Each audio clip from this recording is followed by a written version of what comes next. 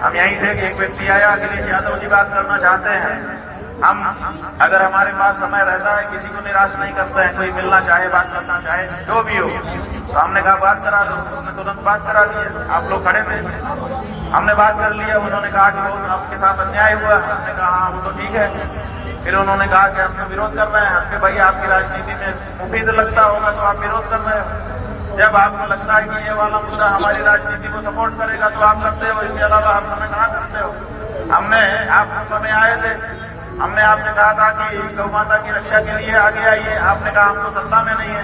हमने कहा सत्ता में नहीं हो, पार्टी में तो प्रस्ताव पारित करो कि पार्टी समाजवादी पार्टी घोषणा करती है कि अगर जहां जहां भी सत्ता में आएगी गौ माता को उतने क्षेत्र की माता घोषित करेगी और उनकी हत्या को बहुत बड़ा अपराध घोषित करेगी।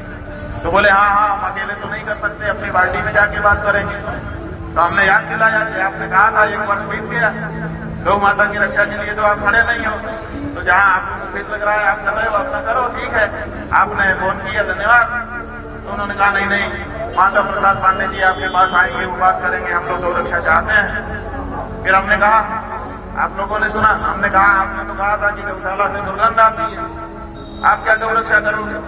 आपको तो आपने कहा था इधर की सीसी से सुगंध आती है। बोले नहीं हमने ये नहीं कहा था, वो बीजेपी वालों ने उसको तोड़ मरोड़ करके चला दिया।